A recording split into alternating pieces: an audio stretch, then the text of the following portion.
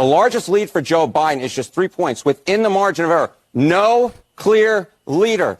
Look at these. 1 point, 1 point. If you go back at where we were at this point 4 years ago, Joe Biden's lead was high single digits to low double digits. This is significantly closer than where we were 4 years ago. So this idea that Donald Trump can't win the general election, I want you to lose that idea. This race is very, very close, and Donald Trump is polling better right now than basically at any point during the entire 2020 cycle. And I got one more big piece of news for all of you. Remember that news story that came out that said 12th grade males are skewing conservative? Mm-hmm. What age is 12th grade? 18. And what is the voting age in this country? Happens to be 18. Hey, so how many of these? I'll put it this way: young Trump supporters, they not all of them, but Trump supporters famously say they'll walk barefoot over broken glass to vote for Trump. Young Democrats won't do that. Yeah, they'll tweet, they'll get likes, and then when it comes to actual voting, they'll be like, I don't actually care. I just wanted likes on social media. I think what you'll see here is Trump's going to get a decent enough boost that is being missed in the polls among young conservative men between the ages of 18 and 21.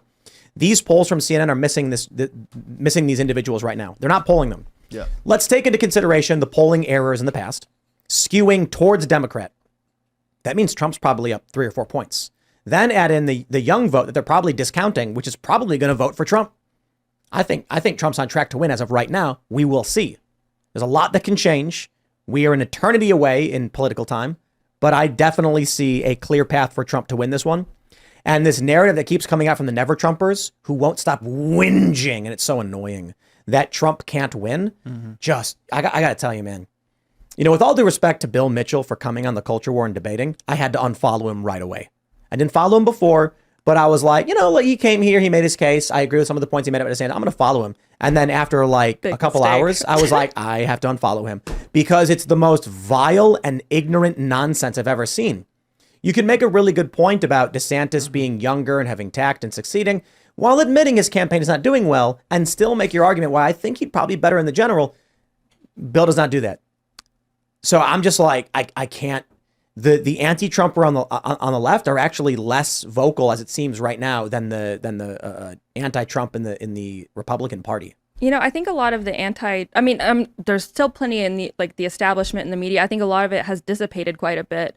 I observe a lot of rhetoric from leftist circles, and a lot of them are kind of saying, I'm just not going to vote for Biden again. I held my nose and did it, and I'm just not going to do it. I think it might not necessarily be a huge shift of the youth towards in favor of Trump, but I think it's going to be a pull away from trying to support. It reminds me of that they can't stand. I can only remember this reference vaguely, but that Simpsons episode where Abe Simpson was trying to date that old lady, and then she was potentially going to date some other guy, and then in the end he was like, "Pick me. Who do you want?" She's like, "I don't want either of you," and he goes, "Good enough for me." And so I feel like there's a lot of Biden voters who are going to be like you said, I held my nose, I voted for Biden, but this time I don't want any of them. And the Trump base is going to be like, that works for us. Don't vote Democrat. That's what I'm saying. I think that will end up being a larger impact than they imagine. Although, not to go on to a totally different subject, but they do seem to be ramping up COVID just in time. I had never observed this for myself before. Again, I was little detached and ignorant for most of my life. And so I've always kind of heard that, it's election season, something's ramping up and it's turned out to be true. Yeah, I think it. Until you start following politics regularly, you think, oh, they just say that. That's crazy. But it is a consistent pattern that something happens. And I'm not surprised that COVID is rearing its ugly head, strangely enough, right now. Here come the lockdowns. Here comes the mail-in voting. Here's all the stuff.